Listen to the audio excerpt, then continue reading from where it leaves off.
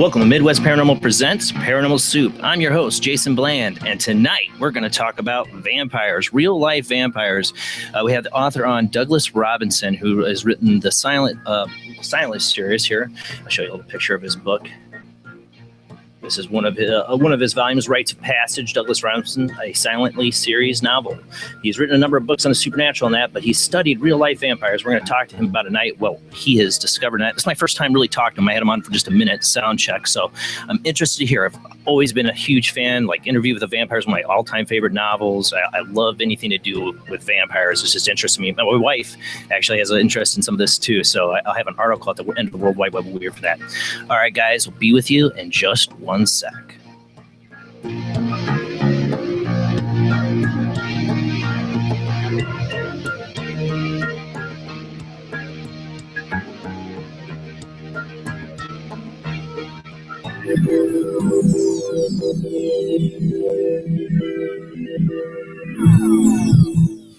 All right, welcome to another night of Paranormal Soup. Like I said, our guest, he's going to be on the phone line tonight, so that means I won't have my audio-only Skype line available. So the only Skype line available tonight to call in, it'll be a little bit later in the show, is the video Skype line, which is Soup Live Chat 800 Live Chat. You can call into that too if you don't want people to see you. You can turn your camera off, I believe, if you just want us to hear you. But that's the only way to call into the show tonight. If you have questions for our guest or you want to make a statement about what you've had a vampire experience, I would love to hear that.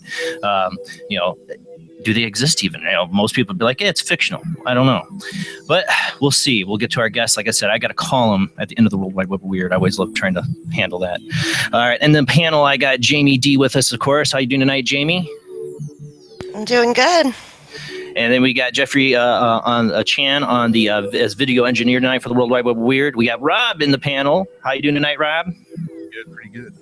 And then we got Todd. Resident Smartass is back. I've got vampire stories I can tell for forever. So. Oh, I bet. All right, guys, let's go ahead and roll into the World Wide Web Weird like I do every Sunday night.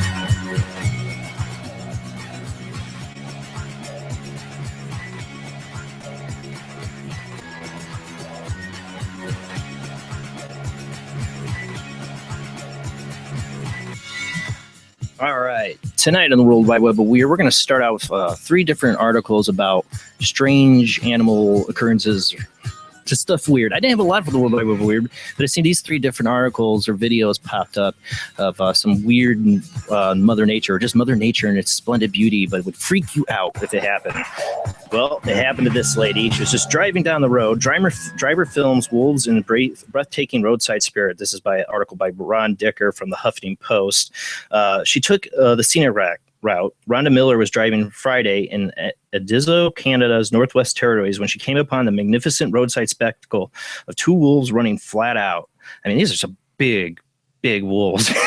And she told the CBC that she followed them for a few minutes and filmed with her cell phone as she passed. Luckily, she didn't I would be afraid to do that if I was her. She's a brave woman. I'd be afraid I might hit one of them trying to pull out my cell phone to film it. But man, she got some great footage. I think just the power of them and the beauty of them, seeing them running like that flat out, is pretty inspiring. She told the outlet. I think it's some incredible footage. You don't get to see wolves like this. Hopefully, they don't get hit by a car. That's what I was worried about. Werewolf. It does kind of. Like a vampire, right? Hellhounds, man. Hellhounds out taking somebody to hell. Maybe, I don't know. I love it. Like, I tried writing a werewolf novel. We were talking about that before the show. Watched Underworld. Oh God, yeah. Love the Kate Beckinsale. Oh God. All right. So this next. And the show's thing just changed. All right. Next on the mirror, she gets the sexiest vampire of all time for sure. Next one here is skin crawling video. For people who have arachnophobia, this is time to turn away.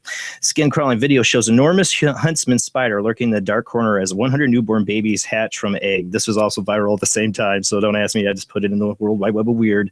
The large anacrid was protesting as its young crawled out of a recently hatched egg. A pest control expert has recorded the astonishing moment. A huge huntsman spider guarded 100 of its own newborn babies as they hatch from their eggs. The skin crawling video shows a gigantic spider lurking nearby as the babies scurry across the boarded up door. Noel Parmenter, I can't say your last name, sorry, buddy, was conducting a termite inspection at a home in Colo, Brisbane, Australia, when he spotted an arachnid and its young. Noel then took out his camera and recorded the astonishing scene, noticing that the adult spider was around 20 centimeters long with its legs stretched out. Writing on the Aussie Pest Control Facebook page, Noel said, "While doing a termite inspection today, I came across this especially large gray huntsman spider," and a name for the actual spider I can't pronounce, "keeping her watchful eye on a recently hatched egg case, which hatchlings staying close by. I was able to get in close and blew them a kiss."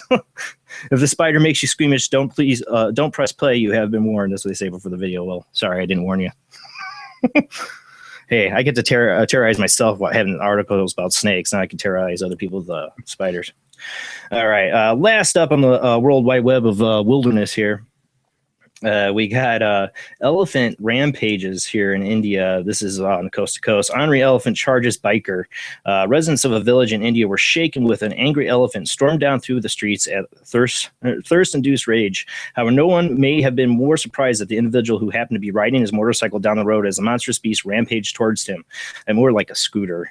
It's an incredible moment caught on tape. The man can be seen spotting the elephant heading his direction, causing the rider to quickly pull off the road, presumably to safety. The last elephant also saw him, and what had to have been a terrifying experience, the creature immediately changes directions, and charges the man. Fortunately, this display seemed to be more than a threat than an attack, as the elephant gave up catching the man once he scrambled into a nearby house. Nonetheless, the enormous animal expressed its ear by smashing into different homes nearby, creating a resounding crash. We're not going to play the audio, though, as worried witnesses from the film scene on the balcony of the creature. And anybody who watches this or listens to this show on a podcast version later, you can always find these videos on the World Wide Web of Weird playlist on my Paranormal Soup YouTube channel. You can find it under my name, Jason Bland, as well. All right, next up on the World Wide Web of Weird, we're done with the creatures. Now we're going to get to some ghosts. And I'm bringing the hammer down on this one. I'm bringing the hammer down because I don't know how many of these videos I see, and this was totally viral about like ghost attacks somebody from India. It's always in India. It's like they get like the worst like CG graphics effects of a shadow person and attacking somebody, pushing somebody. Oh, it's the soul leaving their body. There's like a billion of these. Go on YouTube, you'll find a billion of these videos. This was on Coast to Coast. A curious piece of footage from India purportedly shows a young boy being accosted by his ghost as he walks through the forest. The video was allegedly filmed by a security camera system watching the wooded area for wildlife when it happened to capture the strange scene unfold. During the incident in question, the youngster travels along a well-worn path in the forest when suddenly a dark form appears beside him. The shadowy mass appears to charge forward towards the boy, and a pair of ghostly arms can be seen pushing the child to the ground. The figure subsequently scurries off into the forest as the jostled boy regains bearings and runs away in the area, abject terror. Now, Coast to Coast is going to give their own, like, yeah, this could be fake, blah, blah, blah. No, it is fake. There's a billion of these videos.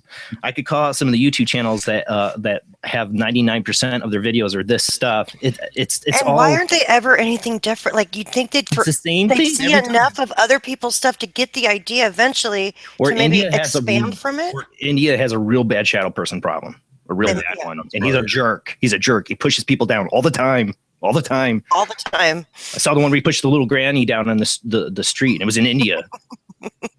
All right, next up is number 5 here. He doesn't run back from where he came from. He runs further down the road. Yeah, let's go just further down the path of the ghost. It's nice, another ghost one. This was on Coast to Coast. This is now we're going to play the audio to this one here, and I'll let you listen, and I'll read the article.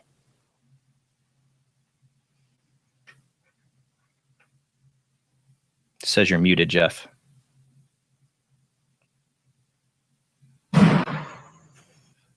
There you go.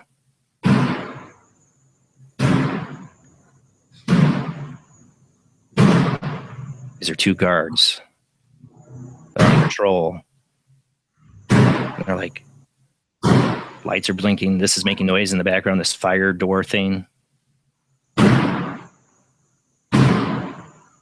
There's not a security guard in the world walking down that hallway. There's two of them. One's got a camera. Maybe they'll braver together.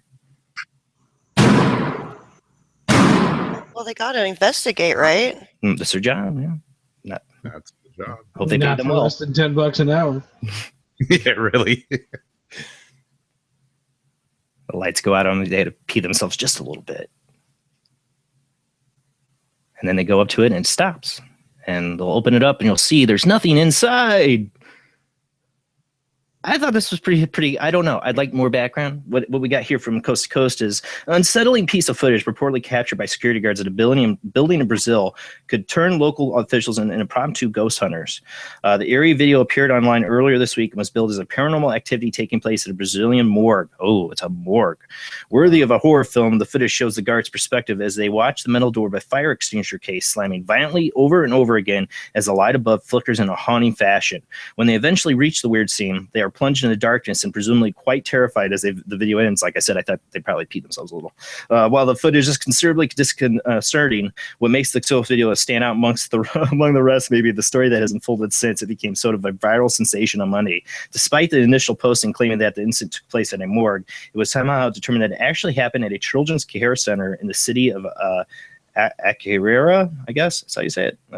And now local authorities would like to know what exactly happened with the security guards and have launched an official investigation into the video. Whether the newly formed Ghostbusters, presumably consisting of local politicians, will be able to get to the bottom of the odd occurrence remains to be seen. But somehow it needs to film it because this was a reality show written all over it or something like that. Can you let this one run again a little bit farther into this, Jeff? Because when it goes black, I mean, is one of them's got a flashlight. Yeah, you'll see it on the back wall. Still exists when everything goes dark. I thought I saw it. Oh, it just jumped forward. He'd have to go back a little. Yeah, because everything going black's the perfect time for. I thought I saw. Well, I thought when somebody scampers. You see, Yeah, okay. you see it. Right I said, like I said, I thought I saw it. So it's there. It's really them down that hallway doing it. You know. All right. That's if you're going to have somebody scamper when the lights go out, that's the time. And I wanted to see if that flashlight disappeared because there's your. Yeah, but it was right. I think they were looking for. I think they were looking for somebody right then when the light went out because his light was still shining there, like he's looking, you know, like but nobody's there. I don't know. It could have been somebody just messing with these two guards. I don't know. All right, next up we got on from another one from Huffington Post. This is from Weird News. This one. All right, there's no video for this one. Just a good picture. Another sex robot inventor. Engineer creates sex robot that needs to be romanced first. There is a video you can find of this where you'll see her respond to him. She talks, but I'm not going to play it. No. Again, why do you want them to talk? Sergi Santos is a man with a mission. He wants to make sure robotic sex dolls that enjoy the sex as much as the humans, or at least act like they do. The Barcelona-based engineer has just created a sex doll named Samantha, who is equipped with the latest advancements in artificial intelligence. As the video demonstrates, and like I said, I'm not going to play the video, Samantha responds with the user when he touches her hand and hips by saying positive statements like, "I love this," nice and gentle, and in a sing-song voice. Basically, she likes to be touched. She has different modes of interaction. She has a romantic, she has a family. What's the family setting? And she has also sexy. But what's the family setting though? What would be the family setting? Just it boggles my mind. Hey kids, this is Samantha. She's part of the family. She's on family safe mode right now. Santos also said she likes to be kissed while putting his finger in her mouth in a manner that's not awkward at all. Finger, huh? Oh, Santos said it doesn't take much for Samantha to respond to romantic overtures. Normally, she likes to be kissed, and always is also she responds to basically the G spot and also the breast. She also responds to the hands. However, she's no sure thing. Santos said she's programmed to want romance first, then get comfortable before getting sexual. The final objective of sexual mode is to give her an orgasm. Like. Sorry. Again, too much work. The talking and the foreplay. I'm sorry. That just defeats the purpose of the doll. Well, that's what I say. I think these guys get these dolls because they don't want to do any of that. Exactly. All right, we got to get moving. How bad is it when your robot shoots you down? Oh, man. Oh, I'm not in the mood tonight. Do I need to replace your batteries? Okay. All right, last one. This has to do, my wife is super interested. So am I. I'm really interested. It's been going around a lot of radio shows, and I've seen a lot of viral posts about it. It's about giant vampires in Afghanistan. I've been trying to find like the oldest article about it. I found a ton of clickbait ones all over, but I found this article. It's from 2007, October 29th, from the SalemNews.com. The author, let me get see his name. Oh, they don't say the author here, but this is the author's personal perspective. He's a journalist. During my 2 months of assignment in the Afghanistan combat theater last winter, I covered all kinds of military operations of the SalemNews.com and the Oregon KPT Fox 12. While I was there, I spent time with infantry foot patrols and flew in helicopters and witnessed levels of disparity that were hard to imagine. But the only time I thought I was going to vomit in that faraway land was when a very strange American soldier found it necessary to tell me about Afghan vampires. He called it a coincidence. Maybe it was the coffee. I will never know for sure. But 20 minutes with this guy sent me running for the men's room. I've been asked to write more about the haunted side of, I guess, Afghanistan, so I figured the vampire story would have to be told. I can't say I had ever heard of Afghan vampires, though you can sort of imagine it's an ancient place. Now I learned that director John Moore's new movie Virulence, I don't know about that one, this is from 2007, is also about lost soldiers in Afghanistan who stumble upon a vampire nest. Let me skip forward here. I don't know why the soldier decided to approach my friend, and there were plenty of soldiers around, but he walked up and almost instantly asked if we knew about the vampire problems people in the local villages are experiencing.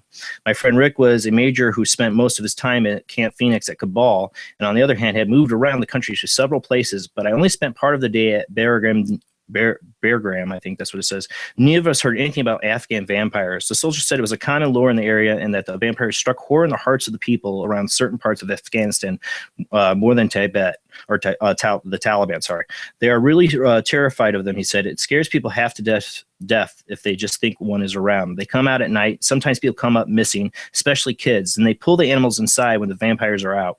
My friends and I both wish that this guy had in his bizarre stories would get lost, but he stayed right there telling us more about the local fears associated with vampires of Afghanistan. It's been going on for hundreds of years here, and people in other parts of the world don't even know about it, but anyone who has lived around here does. There's no doubt the people around Afghanistan are superstitious.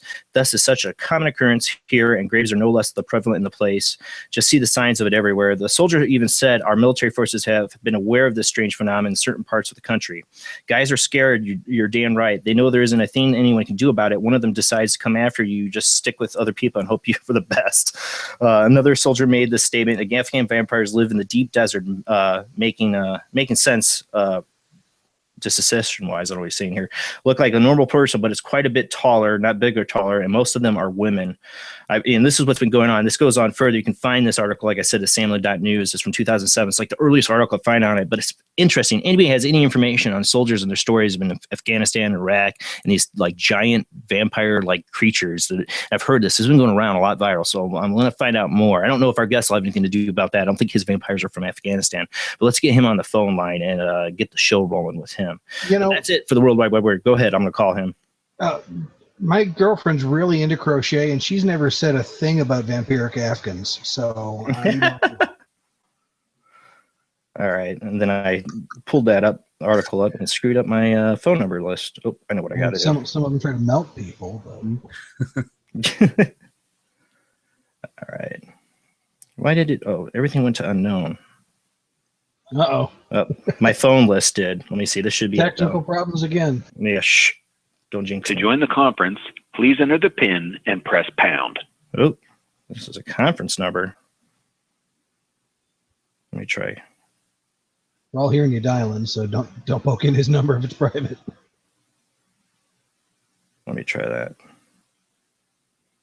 The number you have reached has been temporarily. Hold on. You there, Douglas? Yes, sir. I'm here. All right. Awesome. How you doing tonight? Thank you for joining us. We are live on air right now. Well, thank you for having me. And I told a little bit of the audience about you. But in your own words, kind of describe who you are and your background. Well, let's see. Born in Chicago, about 7 or 8 years old. My dreams turned to blood. Kept seeing myself dying, although I was told that's not possible. I knew what a vampire was back in that day, but I don't remember ever seeing any TV or movies about them till my family moved to from Chicago to Alabama, and I saw the Gothic show Dark Shadows for the first time. I'm a big fan. Oh, yeah. But basically, people like vampiric people, as I describe them, have been on my heart most of my life. Just a fascination with them? I wouldn't say so much as a fascination as caring, wanting to understand and caring for them. In 1983, my seeing turned on. My father died that summer, and I had taken a little fiction writing class that summer, and I was in a class, sitting in a classroom you're sitting in these little seats in rows, and they started saying something from the front of the room, and they passed it from person to person to person. By the time it got to me, the person in front of me said, 2 men are dragging this semi-conscious woman down the street. I looked up, bang, and I literally saw that. And that was the start of my writing career. Just seeing that instant of that happening? I looked up and I saw 2 men dragging this semi-conscious woman down the street. And that became my first little short story. This young man is on vacation in Las Vegas. He sees that. He gets framed for murder. He gets in with his waitress who believes him, and nobody else does. The police, the mob, and everybody else are after him. He eventually gets taken in to the police. There's an undercover person that's going to kill him, working for the mob in the police department. And then the girl gets in trouble and she has to save him. How old were you? I was in my 20s when I saw that. When you saw that? Just set your mind, your imagination, and then you've been writing ever since? Well, the second thing I saw was a little short story, which was essentially the ending of Silently, where Macon is fighting John in the mansion and Thomas's life is in danger. Macon is the series character. It's her story. Okay. The storyline begins in 1993 and goes to about 1999. And covers her relationship with this young man, Thomas. At the time, he did not know who or what she really was, and that's largely the thrust of Silently. In the second story, he knows a lot more, but he's been exposed to her blood, and now he's changing.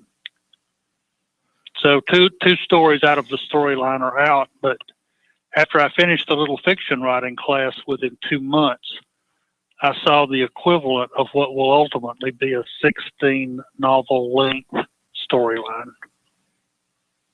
And like I say, I just saw it. What did you see? Well, I saw Macon, I saw Thomas, I saw his sister, I saw his parents, I saw Janine, Alicia, Nolan, the old lady. I saw the characters that you meet in the story, all the way from the third story all the way to the 16th. So you saw them physically? Macon's life. Well, it's sort of like a picture playing inside my head, like you'd see a movie screen. Mm-hmm. But I just sort of knew things. And I don't know how I knew things, but I just knew things about them. And I've been praying for what I call vampiric people for a long time. So now. I distinguish the you're in a I want to say you're in like a telepathic link with them, kind of. Telepathic might be a stretch, but certainly in the world of the spirit, I think I am linked to them because I know things I shouldn't know. No way to know, but how I know. So it was beyond writer's inspiration. It was, I hate to put it this way, but it sounds like a channel. Well, channel could be a lot of things. The fact that I prayed for them and had them on my heart, I asked the Lord. I think I was around 13 at the time. I asked the Lord, give them to me. I'll take them because I saw that they were lonely and no one wanted them. And he said yes. So I would think you're in tune with them because you've been praying for them. Like something puts you in touch with them, though. If you're able to, because basically you're putting what you're seeing in that into a novel form. Yes. But like I say, I know what I know, and I don't know how. Well, can you tell us some of the things you know that you don't know how you know them? The things that I know, Mm-hmm. oh, without giving too much away about them physically,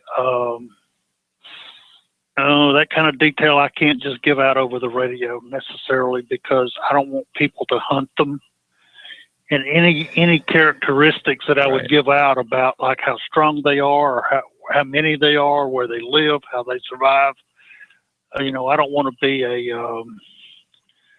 of giving away characteristics that would Lead people put them to them. in too bad of a spotlight. Yeah. Well, tell us a little bit. What is a vampire? Now, the way that I render the word Vampyr, first of all, they don't like the word. I don't think they really like the word vampire anyway. The classical spelling. Right. So I had to come up with an alternate spelling, because I'm trying to relay a different idea. If I say vampire in the traditional sense, you see coffin, you see person raising up from the coffin, you see fangs. You see Bela Lugosi. The whole 9 yards that people have propagated for what a vampire is versus what they are not. Now, what I saw were living people. They're not undead. Okay. They've gone through what they call de-change, which is a very drastic physical change in their body that turns them into a blood drinker. And from that point on, they have to drink blood to survive. They do not age in the normal human way. They live longer, as you would expect, right, according to legend also. Now, are these people... and they do get stronger. Now, you say, is it something they're born with then? No. No. In Thomas's case, he was exposed to Macon's blood in that fight, and that's what caused him to change. In Macon's case, she was exposed to a vampiric person's blood. And in Wright, she goes into more details about what all this is. And she said in rare cases, a person could drink blood and they change. But let me point out also to your listeners, there are many, many, many, many more human blood drinkers than true vampiric ones. There's definitely people. Yeah, go ahead, Jamie. Is the blood infected? Like, is there something in the blood that would cause you to change when you drink it? Like infected somehow? I know in different... No. Okay. Their blood is normal blood. So if it was be tested, you wouldn't be able to tell the difference. Now, maybe there are some characteristics that are different, because I don't really know that. Right. I'm not a medical person. Right, exactly. It makes you wonder if there would be something there that would make them physically change. Is it? I mean, so definitely we have our Hollywood perceptions of what a vampire is and what they look like and everything like that. What I know you don't want to give away too much, but I mean, what makes them different than your traditional Hollywood vampire? Besides the way that they're kind of come about. In my case, I render them as living people. They're not undead. They can die. They can be killed. They do live longer. In Macon's case, she was born in 1698. Well, that's long. Her mother was Norwegian. Yes, she's 318 now, but at the time the storyline took place, she was 294. Okay. So, but like I say, she didn't let Thomas know that until later. She didn't tell him how old she was. He was rather sarcastic that she could actually be living that long. So you never ask a lady her age. She did not. Yeah. She didn't tell him till later. Well, I think because he was rather unbelieving. Well, I think if you're a vampire and you're trying to tell somebody I'm a vampire, you might spoon feed it to them a little bit, because you're like, oh, I'm 318 years old. You're like, yeah, no. I've seen that, but they can obviously, something's physically changing them that they could live forever. And is it the blood drinking itself, or? Well, they become blood drinkers. I think, personally, I think it operates like a curse. Okay. Like your traditional curse, because Thomas blamed God for what happened to him. God, why did you let this happen to me and happen to me and happen to me? But in the first story, he was intimate with Macon. They had sex. And when he became intimate with her, I think that's what gave it, quote, permission, unquote, to stick to him. Oh, so they can be sexually transmitted. That's for sure then. No, not sexually transmitted, because later in the fight, when John was cutting on her, he got the blood and he was dashed onto rocks, he got exposed to her blood. But now, have you... In Macon's case... I'm sorry, sir. Go ahead. I was going to say, now, there's a lot that I'm sure happens between the span of your books, and we have the links in that in the description where you can find them. I believe that should be in the links. If not, I'll make sure they're there. But the storylines, how many books is it in total now? The total, so far 2 have been written. It should be 16 in total. 16 in total. Okay. So you're kind of letting this information out now. If you're picking up on them, are you afraid for your safety? Like if they see these books out there, they would, and their names are in it. Is it really, or do you change the names? No, I rendered it like I saw it. So I think Macon's real. So Macon could come for you.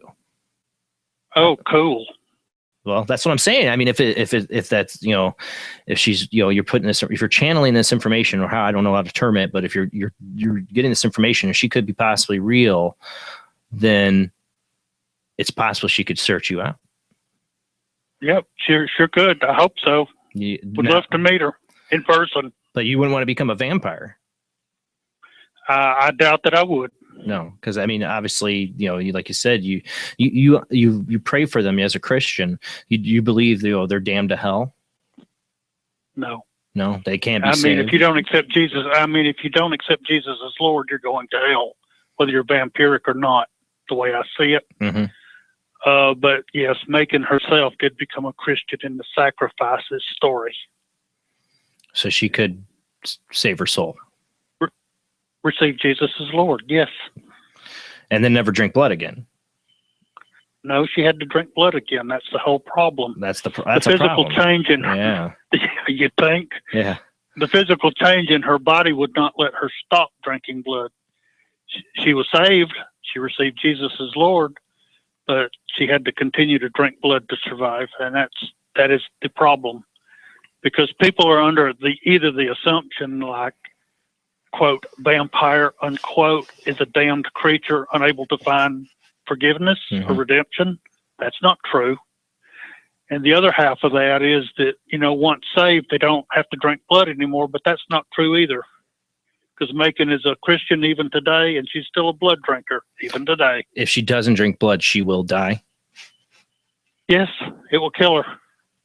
Can you starve a vampire then, if you wanted, if people were to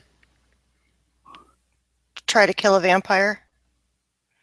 Would they die? If you withhold blood from them, they will die. Oh. But please don't do that, because it's very, very bad. Now, I wouldn't do that. I'm not a vampire hunter. Oh, never. But how fragile are they, too, though? It's a question. I know you want to give two away, but I mean, can they withstand? Somebody came up and decided, somebody shot them, or are they going to be like the Hollywood vampire and just be like, that did nothing? Or like they need the silver Or is that going to kill them? Or is it going to kill them? Yeah. You don't have to shoot them with a silver bullet. A normal one would do. They don't die of old age. But they're fragile, just like us. No, they're not fragile. I mean, Macon is tremendously strong and tremendously resilient. And like I say, she's been injured multiple times, and their bodies are thrown forward into a very aggressive regeneration and metabolic acceleration. They're not, quote, sick, unquote. Mm-hmm. Their bodies have gone through an acceleration and a metabolic change. I have some theories as to why I think it works that way for them, but I wouldn't certainly describe them as fragile, because they are when you're dealing with a vampiric person, as I've rendered them, you are literally dealing with a physically changed, blood-drinking human predator. And I emphasize predator in that you should, if you ever meet one, you should be just very nice and respectful and not piss them off. Be a blowhard or no, don't do that. Well, you think makes me think about, there's cases throughout history of serial killers who've dabbled in drinking blood. Could any of them? I mean, it sounds like we wouldn't notice the difference. We just think they're a crazy serial killer if we caught them. Is that what it would look like? You're asking me if any of the serial killers out there that drank blood are vampiric? That's also a question. I guess it's a two-pronged question there. Any of those past ones, and if they were caught, would we just see them as a serial killer? We wouldn't know they were physically different. Well, if it's one of the people in my storyline, there would be enough characteristics for a doctor to see that something is very different about this person. At the end of Rights, Macon is in an accident, and that put her directly in the path of these 4 doctors, ultimately in Odessa, Texas. The third story, With Deadly Intent, goes far more into their medical, like what a doctor would see, how they look. But like I say, Macon herself looks like a normal girl. You can't just look at her and tell, although she is somewhat more muscularly dense, stronger than a girl her size would probably be. And, maybe the characteristics of her eyes would be a little bit different. They commented on that. But, I don't think that most of the serial killers, because they're whacked out in the head anyway to kill people and drink blood. Like I say, there are many, many more human blood drinkers for all different reasons. Some of them cults, some of them just like the cruelty and death associated with it. Macon explains all this to Thomas as she's trying to get him to understand. But there are many more human blood drinkers than true vampiric ones, and I would say most of the serial killers are on the edge of that. You said it's the desire to drink blood. You said there's always the possibility too of somebody who drinks enough blood that it could happen, that maybe they become a vampire. You've heard that. Well, one of the characters in the story, her name is Janine. She was in a blood cult. Her boyfriend got her stuck in it, and she was forced to drink blood, and she changed. But like I say, that kind of change is kind of rare, and most people die. It makes you wonder, though, if some people are more predisposed genetically to become a vampire. Well, Janine, mother was Romanian, and so she had different genetics anyway, and that is a possibility that it's something genetically that's different. Now, when you say they drink blood, are they, I'm sure you got different kinds of different vampires doing different stuff that you've seen, but what are the ones that there's ones that are killing people? I'm sure you have. There's got to be bad ones, people that just they don't care. Are there ones out there killing people? Yes, but hopefully those are in the minority. The reason why is that they know that the person they drank blood from today, that they can't just go off killing people, because that's the person they won't be able to drink blood from a month from now. Right. It'd be good to keep them alive. Most of them know not to go killing off their blood source. In the Silently story, you meet a vampiric killer named John. John was never evil. He was only tormented, and you learn more about what happened to him to turn him into the killer he became in the next 2 stories. But it was a very specific thing that set him on this path, and hopefully most of them have not been through something like that. But go ahead. How are they affected with bloodborne pathogens and AIDS? That's and good. things like that? Yeah. Their bodies are, as best I can tell, their bodies are very, I guess the right word would be structured for handling it. First of all, they know by the smell of the blood whether it's good for them to drink or not, or if the person is healthy enough, or if the person has something that would hurt them or cause them a problem. They can generally tell by the smell of it. They say that's how dogs can tell people have cancer. Sir? They say that's how dogs can tell people have cancer is through smell. Oh, their sense of smell is very highly developed. So they avoid I think they would avoid people that are not healthy, I would think. Because just like you, when you eat food, you don't want yucky food that's been in the garbage. No, you don't want spoiled food. No. Well, if would they be then opposed to somebody, they run across somebody? I would think some of the opportune times for a vampire to get a drink from somebody who's probably going to be like, oh, that never really happened, is somebody who's inebriated or on drugs. So if would they avoid feeding on those people, or would that be like, ooh, open lunch? Oh, they know that alcohol tainted blood smells that are given away. Personally, excuse me. Sorry. I wouldn't go for it. I hope they don't. But yeah, alcohol tainted blood smells differently than regular blood, so I hope they don't go for that. Like, you know how when a baby, if they breastfeed from their mom and if she's been drinking, you can pass that on that way? Would they get those effects the same way? I don't think, in all the years of praying for Macon and thinking about that, I never really considered if she drank blood from a person who's drunk, would she get drunk? Yeah. I wouldn't think so, because after all, her whole thing is I have to drink blood to survive, and a predator can't be intoxicated, yeah, and survive very long. Don't drink and kill. Can they eat human food too, or that's what my next question was too. The vampiric people that I write about. Let me explain. Most can't, but there are some of them that are still going through what I call partial conversion. Okay. And so for a time they can drink blood and drink human food, but I don't. Most of the characters in my storyline that are vampiric are full, truly vampiric. Yeah, They've I always crossed heard that they would line. get sick. Ma'am? I always heard they would get sick if they ate human food, if they were a full blood eater. Well, they physically can't. You can't get food or anything like that down Macon's throat. Her throat would close up.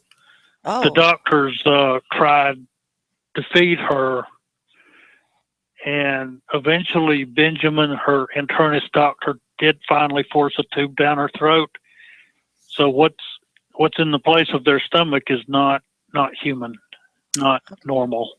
And he finally got the point after he did that this is not a human girl he's looking at.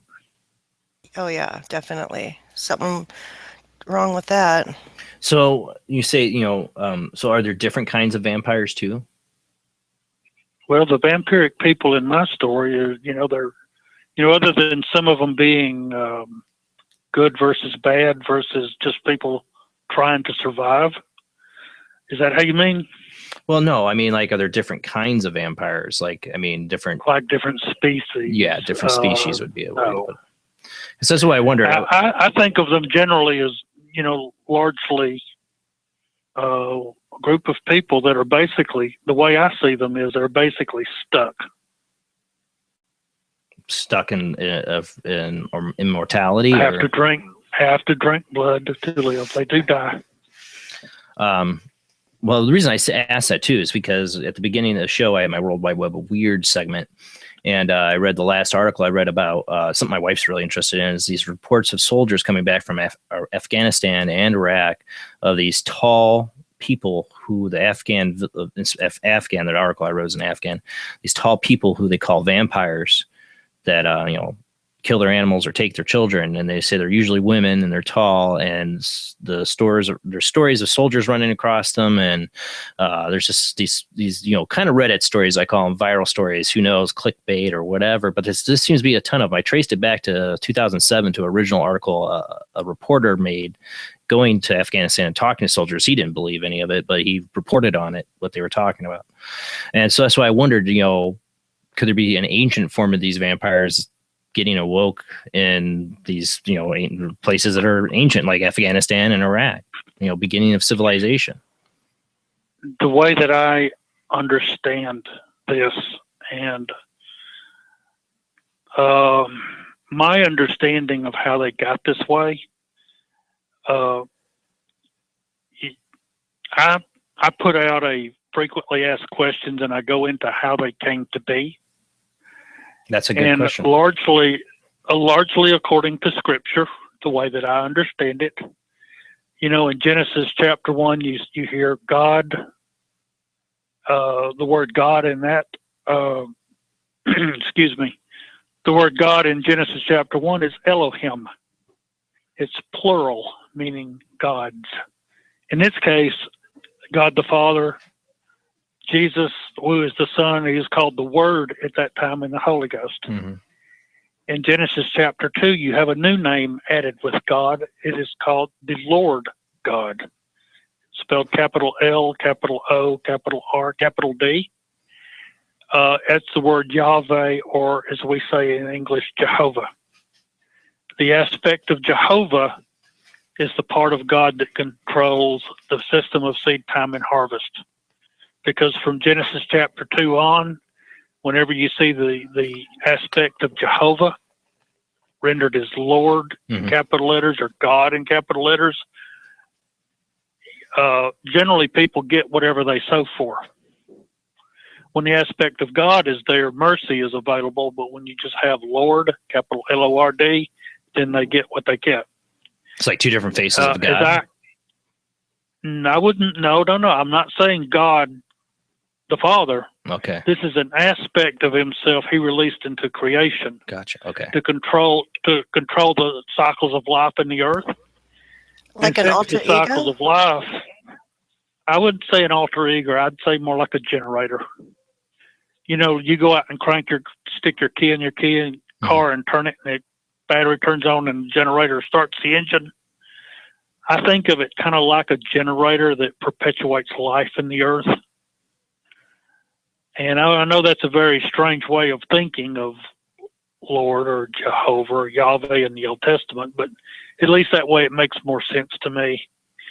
Seeds were sown in darkness, which caused vampiric people to exist from AD 100 to about 1100 to anchor their bodies, the physical change. And then from AD 1100 to about 1500, their lifespan began increasing. No, the seeds were sown. That's how I think they came to be. What are the seeds that were sown? I don't know what specific seeds, but seeds sown in darkness. Well, there's a scripture. Yeah. I'm sorry, sir. Go ahead. Go ahead. No, you go ahead. In Isaiah 45:7, the aspect of speaking of the Lord, capital Lord, meaning Yahweh, Jehovah, he's saying, I create peace and I create darkness. In the scripture, he says, I create darkness and I create evil. I, the Lord, do all these things. Well, clearly that aspect of God is not God the Father or Jesus as we know them, because they're only good. It's another aspect of how the system of seed time and harvest works. It's this aspect of God that controls it. And largely, if you sow good seeds, you get good. If you sow bad seeds, you get bad. Well, do you think Lilith plays into the story? That's what I was going to ask. Is Lilith or Cain even? Yeah. I'm sorry, was that a question for me? Yeah. He's asked the same thing I was going to ask is if, Lilith, the story of Lilith, that, I've heard that related to vampires, or the story of Cain, when it gets biblical. I frequently pluck Jason's ideas out of his head and ask him if he hasn't gotten there quickly enough. I've seen the writings that people believe that Cain was cursed by God, but I don't believe that. How about Lilith? Does she place in there? I'm not aware that that's the case.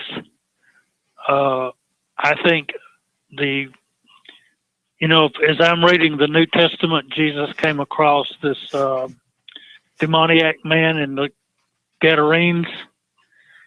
He was so strong that he could break any chain they tried to bind him with, and he Right. was in the tombs or graveyard, Mm-hmm.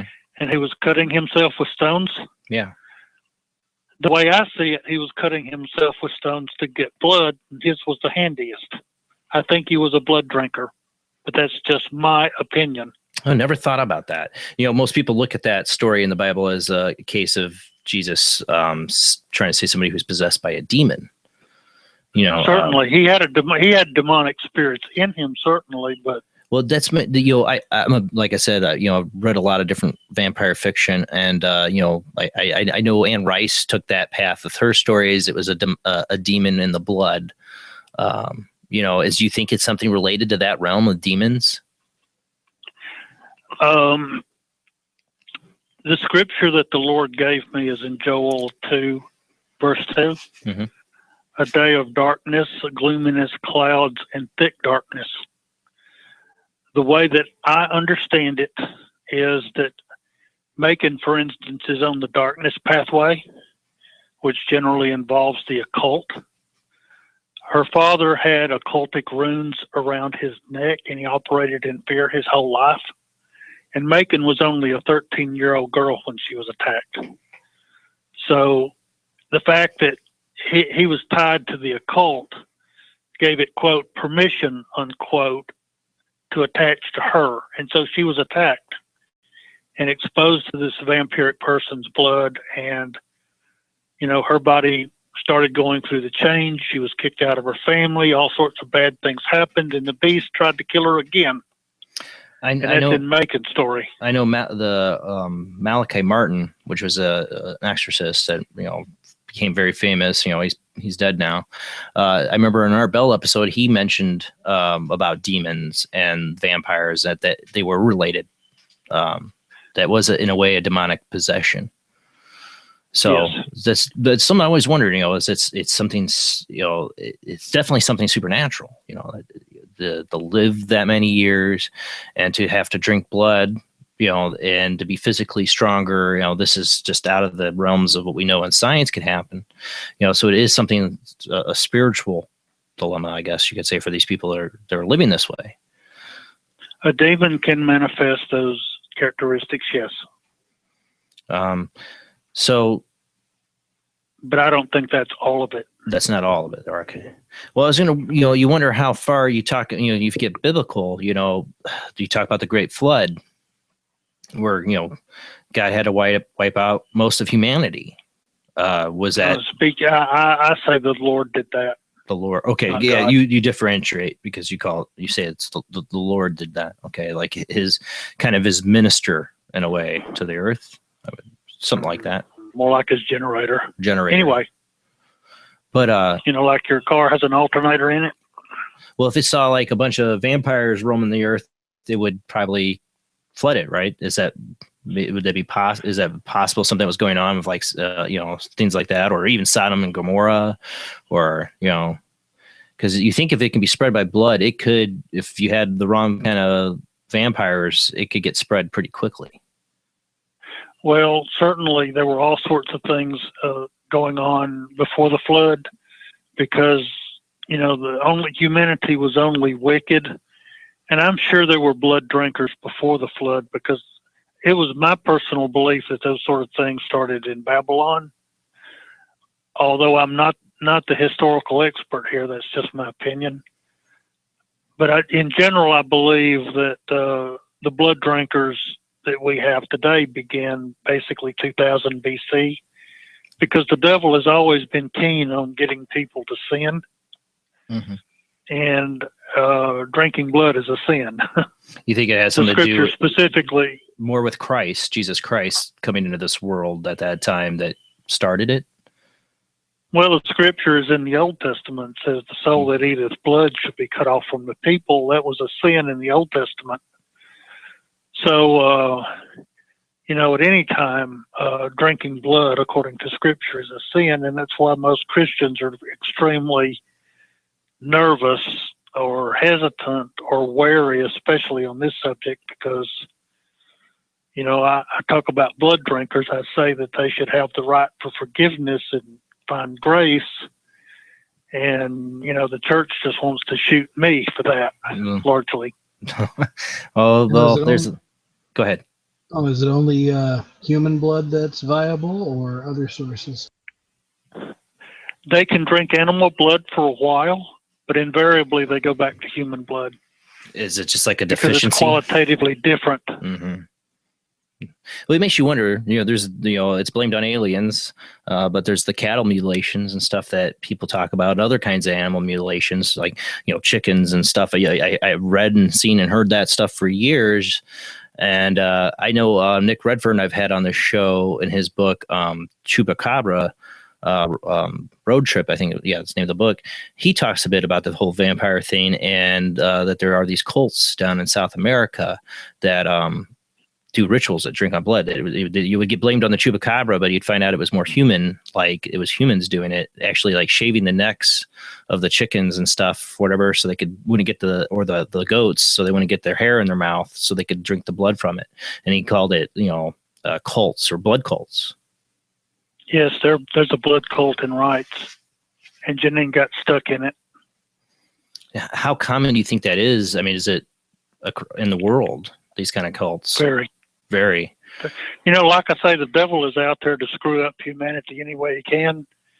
And so whether it's a quote, vampire community, unquote, where people just think it's cool to recreationally drink blood, or it's something a little more darker and sinister where they just go out to drink blood just because they think it's the thing to do. No, or they're trying it's to the worst extend their thing you lifespan could, or whatever. Health-wise, it's the worst thing you could do. Most contagious. That's one thing. I could never be a vampire because I would never want to drink somebody's blood. That was so gross. Yeah, think about that is a good thing. Yeah, it's so gross. I mean, like, not even religiously speaking. I'll just let you know up front. I'm a Gnostic. I question everything. I'm not an atheist.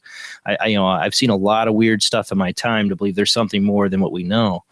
But for me, I just don't understand how people want. I've seen it. I know it's real. I met people who are into that. I just don't get it. I just, like, you're talking about the most contagious thing you could put in your mouth.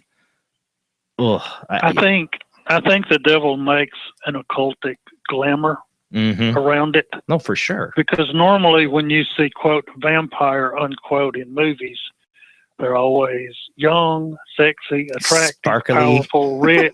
They're sparkly now. They're sparkly. I haven't seen any of those. My wife has. I have, just because of her. But I don't. I don't think vampires sparkle. Well, since 1983, I've sort of avoided, the movies and the television and the other books. I did read Anne Rice's first novel back in the day, way back when. But since I saw my storyline in 1983, I haven't consumed any of the other vampire similar stories, so I don't know. Well, I don't blame you.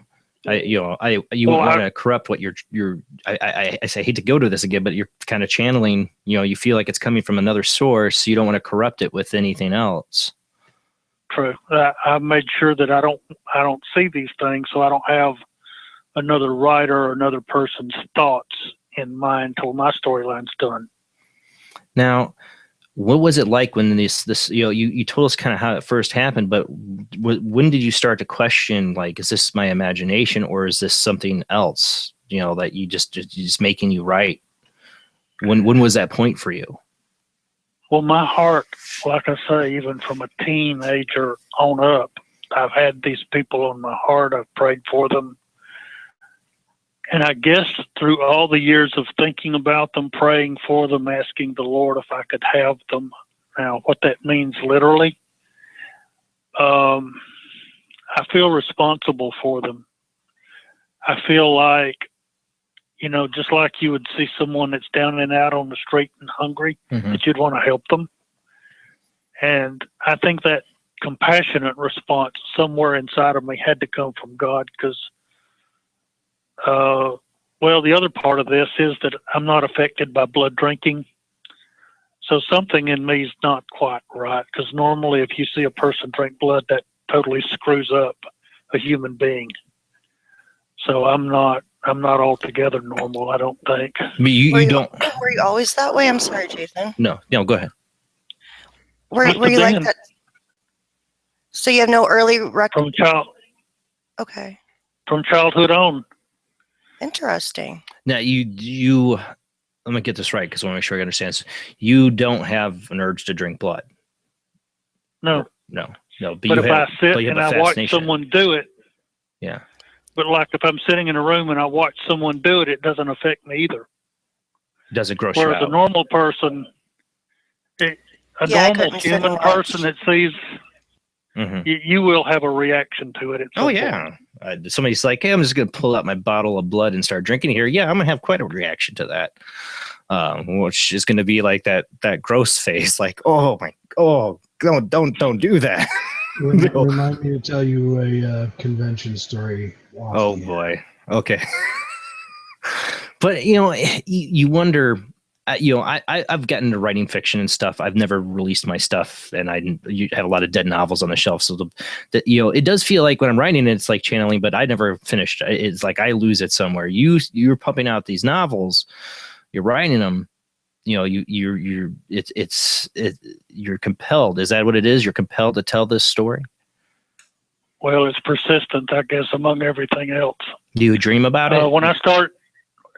Sometimes when I started writing silently, I started in '83. The first draft of Silently took me 3 years.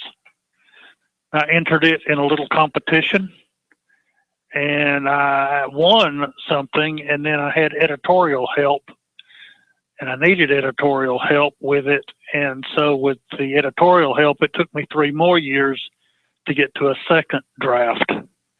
Then I put it down for quite a while, and then in 2010 I picked it back up and finished it and wrote rights within a year. So it's like it brought you back in tune with whatever it was, because then you popped out the next novel. Yes. To sort of explain something that might weird your people out, I was attending a Pentecostal church. For those of you that don't know, a Pentecostal church believes in manifestations of the Spirit, like the Holy Ghost, like words of wisdom, knowledge, tongues. Speaking in tongues, yeah. I've had friends that are part of the church. And so I'm in this Pentecostal church, Mm-hmm. and in 2000, what was it, 10? I think 2010, a friend of mine saw a demonic spirit manifesting in me. Ooh. And he cast it out. Yeah, really. I do remember the experience. My thinking cleared immediately. And I could tell that something had changed. So, this thing of having a demonic spirit in your head kind of answered some questions for me, because my dreams turned to blood when I was about 7 or 8 years old. Right. I remember you saying that. I kept seeing myself die, and they were always violent, bloody, I guess very impersonal death, like falling, crushed, the stuff like that. But I could never figure out why I had those terrible nightmares back at that young age, and there was nothing on TV at the time, right, to cause me to think that way. But I think that was that demonic spirit manifesting in me when I was about 7 or 8 years old. And it just carried with you all that time.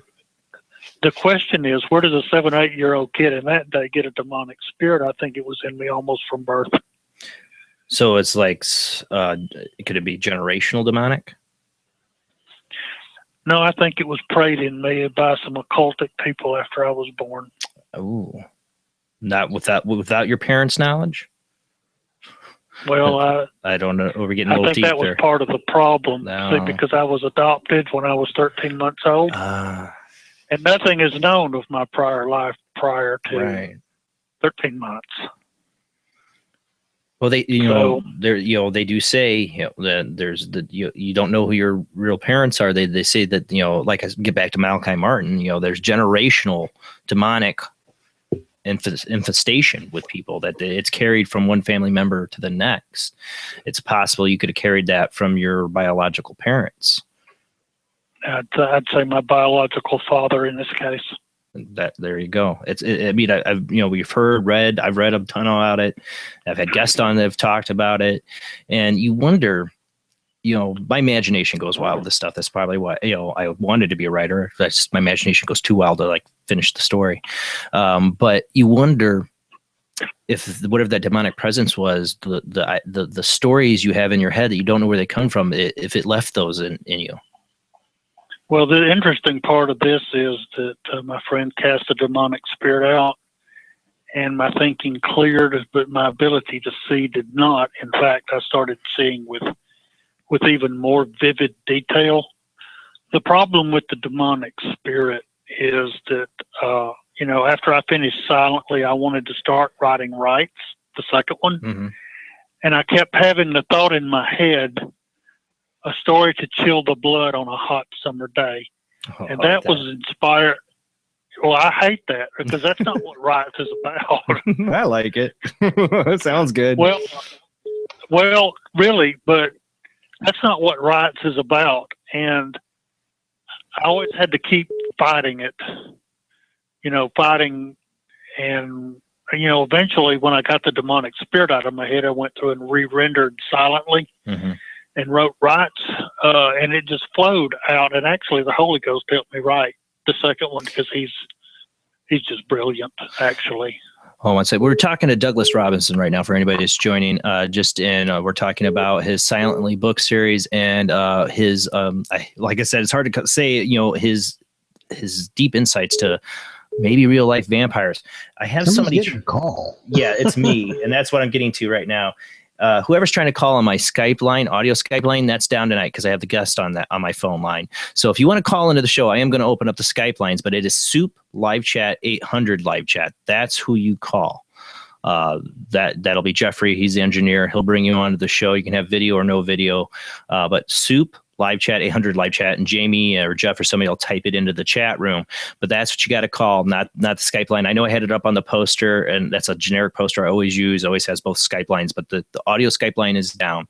We just have Douglas. You still here with us, Douglas? Yes, sir. I'm here. Okay, so I wanted to make a little reminder. People can call in on that. Sorry, I think it was Mitch there. Yeah, I see Mitch in there. It's all right, Mitch. Just call in on the Soup Live Chat 800 Live Chat. We'll get you on the show. Okay. All right. So Douglas, I wanted to backtrack on you something. Yeah, you go said ahead. Earlier. You said that you would, if this brought you the attention of the vampires, you'd love it and you'd love to meet them. Do you want to join them? Is that your ultimate goal? No, but I do care about them, and meeting them's not a problem for me. I've had more trouble from the human population than I think I'd have with them. well, you think they would learn a lot living that long? Maybe some wisdom. First of all, I think Macon herself is just remarkable. Apart from the storyline, she's just a remarkable girl that she's even survived this long. Most of them don't live beyond 400, although I think their lifespan is really potentially up to 900, I would think. What does them? Let me ask this one. What does them in usually? What does massive body trauma? Being That's killed. how they die. Yes. All right, go ahead, Todd. Sorry. I was just going to ask. I don't know what I was going to ask now. No, sorry. I love my train of thought derailed. When you think of it in a second. Now I've got it. Go ahead. Are you still having current visions? I mean, is it a nightly thing? You see their activities? No. I saw the storyline, and I normally don't dream like most nights that people sleep, Monday through Friday, they dream all sorts of things, but most of the time I don't consciously remember my dreams the next morning. It's very rare. There have been a few instances when I had some experiences and saw some very clear things, but those are rare. I normally do not dream. I do not remember them. But you have had some with them in it. What are those dreams? Oh, yes. What are those dreams like when you have them? There was a very specific experience that I had in, I believe it's 2004. I went away. I was sponsored for a weekend to go away on a weekend retreat called A Walk to Emmaus. Some of your listeners may know that. It's an international group that you go away for a weekend and people love on you, and you hear 15 talks about the love of God and the grace of God, and the love of God and the grace of God, and that's your whole weekend because it's designed to build people up.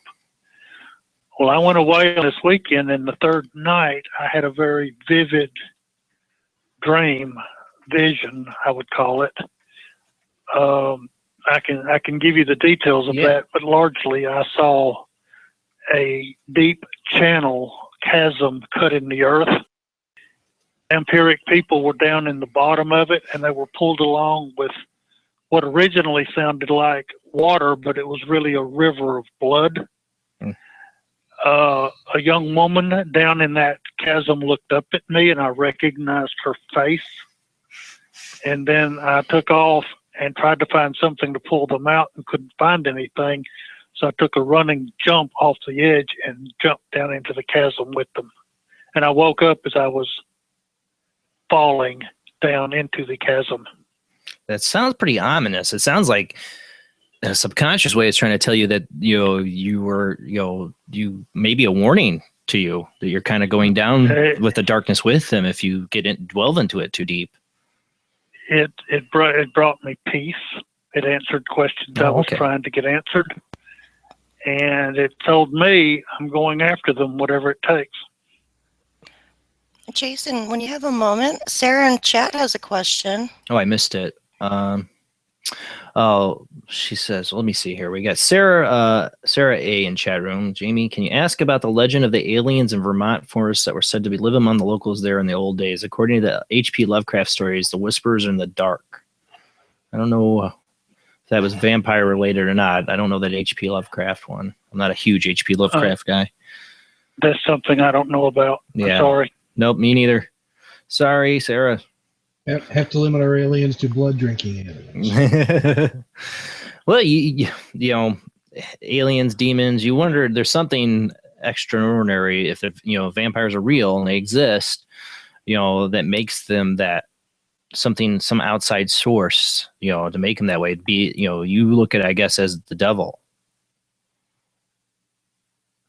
Well, I think he's the ultimate cause of everything bad. Honestly. Yeah.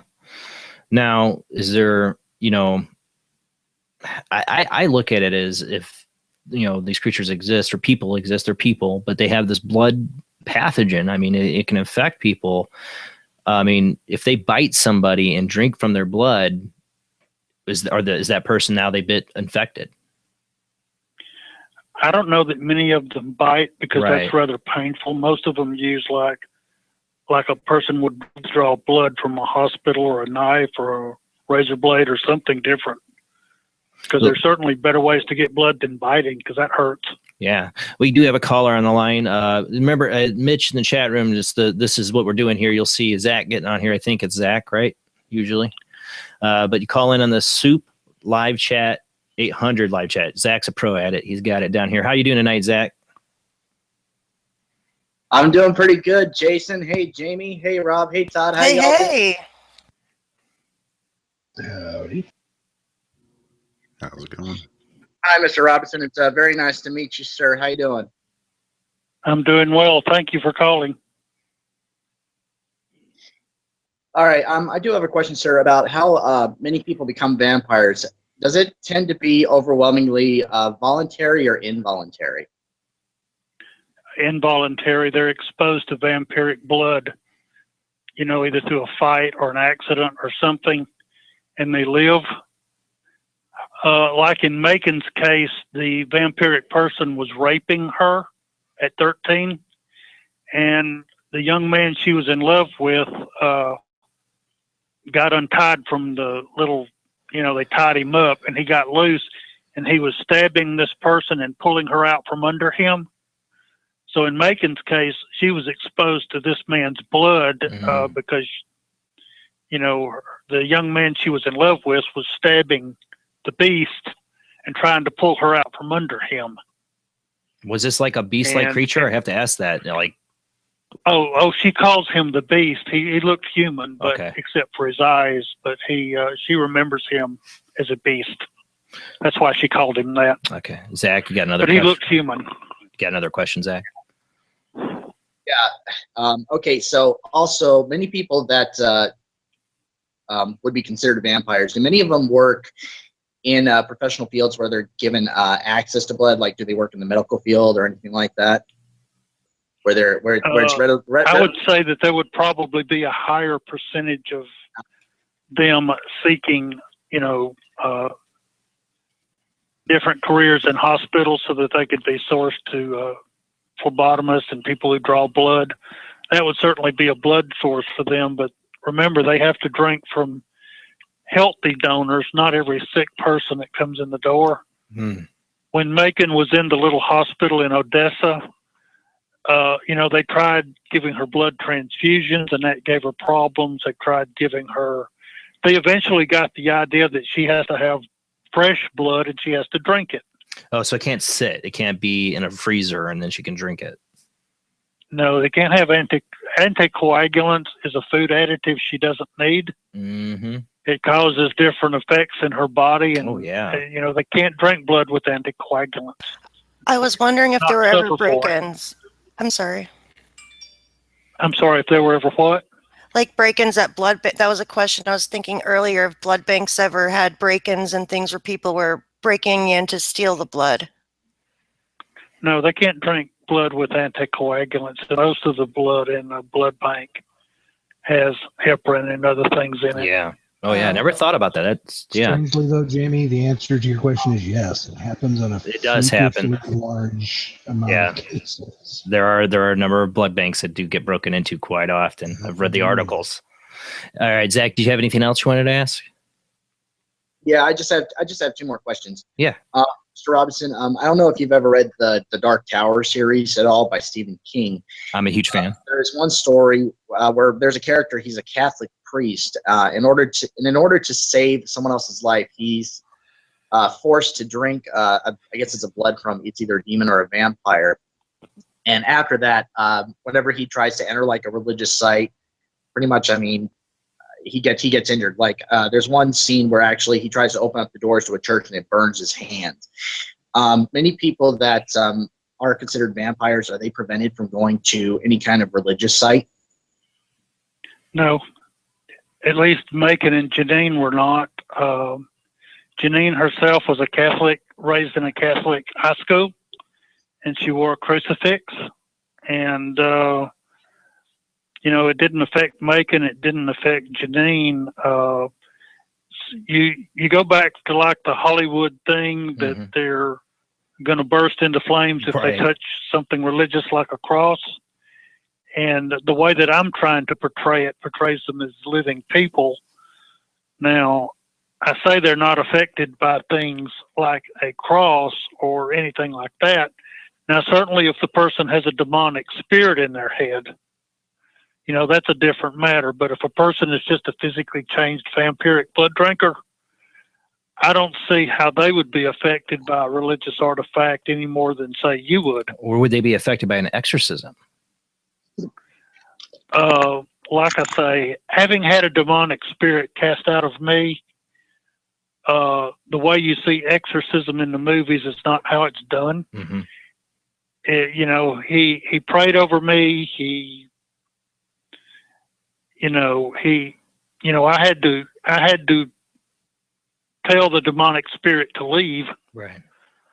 But it wasn't the blown out thing that you normally see in the movies. Oh, yeah. You weren't because he had spitting- spiritual authority over it. You weren't puking out pea soup. Your head wasn't spinning around. No, of course. Well, here's the thing. I'm in a Pentecostal church for about 11 years at that point. The demonic spirit in me had to be a real teeny one for no one not to notice it sooner. Well, I mean, a real teeny one. I wanted to say thank you to Zach. I don't know if we lost him or not because I saw his video disappear. Is Zach still there, or did we lose him? I'm not sure. Jeff's in the other room too. Yeah. Well, Zach hears us. Thank you, Zach, for calling in with your great questions. There he is. You still there, Zach? Yep, still here. No, thank you for calling in. Was that it, or did you have any other questions? I just have one more question. It'll be really quick. Yeah, go for it. Robinson, with the recent events that have come out mentioning Pizzagate, spirit cooking, like what was mentioned in the Podesta emails on WikiLeaks, would something like that be considered vampiric in nature? This child sex I'm slave. sorry, rings. I'm not aware of those things.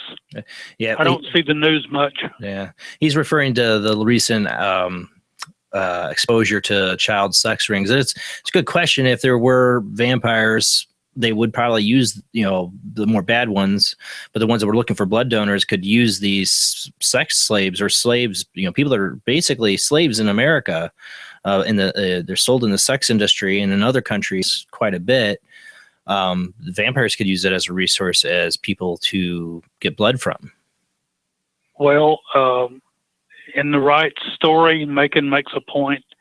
There's an age at which a person, if you're too young, it'll kill you. So, they may drink blood from one of these, but they certainly can't expose them to their blood. It would kill them. It would kill. It'd be a very bad way to die. Oh, yeah. Well, for a child, and yeah. most of them wouldn't do it. Well, thank you, Zach. And by the way, Zach, I'm a huge Dark Tower fan, and that Catholic priest, I think of his name. It's been a long time since I read the series. I've read it like 3 times. That priest was also, because Stephen King likes to interweave his characters. That priest was the same priest from Salem's Lot, and it was a vampire that did it to him. So that was Stephen King's way of interweaving a character from another novel into his Dark Tower series, which anybody love Dark Tower, love it. Yeah, but thank you, Zach, for calling in. All right, thank you so much for allowing me to call in. Have a good night, everyone. Good seeing you, Zach. Have a good night. Bye, Jamie. Again, anybody else wants to call in, it is only one Skype line tonight. It's the Soup live chat, 800 live chat. That's the Skype ID. Call into that, send request. We already got somebody else. He's already got Laura Lee in the pipeline, so we got another caller on. How you doing tonight, Laura Lee? I'm logging out. Not too bad, thanks. How are you? Pretty good. Todd's holding his computer and bracing for any trouble. I've got my magic t-shirt on. Actually, at the end of it, I'm going to show you. I finished the backup while I was listening to you guys. Anyways, I put your catchphrase on there, Jason. I think it's awesome. But anyways, Douglas, you made a really interesting presentation tonight. And I have a question for you, if that's okay. Certainly. Well, everybody, I apologize. I'm not going to get into a lot of details because it gets tiresome. Everybody hears me every time I call in every week. But in my own home, we are under severe oppression. Definitely been labeled sort of a demonic force here that's the darkest of the entities. And I just found it really interesting that you equated it to vampires. And I was just wondering, have you ever heard of somebody being bitten overnight on various parts of the body? I have taken pictures of this. And we had attributed it to the spirit, but could it possibly be something else? Because we're starting to realize that there's at least one portal open on our property, and I'd just love to hear what you thought about that. Hello, you still there? Yep, we're still here. Yeah, I am. Oh, okay. It sounds like what you're describing is a demonic spirit has sort of taken residence and has permission to inhabit your home because you brought there either things there that it considers its property, like an Ouija board, for instance. Demonic spirits travel along, and like I say, this is not my area of expertise. Right. Mm-hmm. But what I would do would be to find a Pentecostal church or an independent church that operates in the Pentecostal, and go and tell them that you visit a service or two till you feel comfortable in the place. And then just simply say that you need someone to pray over you, to come and anoint your home. And that's what I would recommend. And I think they would be able to cause most of these manifestations to stop. When I talk about vampiric people, they don't turn into, like little butterflies to come bite you in the bed at night. Yeah. That's not what I'm talking about. No, and But demonic spirits. think that, yeah, I didn't think that at all. I just, with you sort of talking about the demonic, I just wondered if you'd ever heard of this. And by the way, I should mention quickly, I have, where we live is in Northwestern Ontario, Canada. So it's been a real problem to find any help.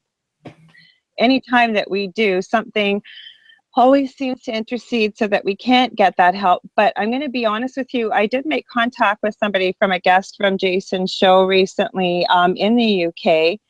And something very interesting, I've never actually sat down and written the story that's gone on the major events for the past 8+ years. And as I put 2 and 2 together, and he is a medium, this has not responded to anything Christian.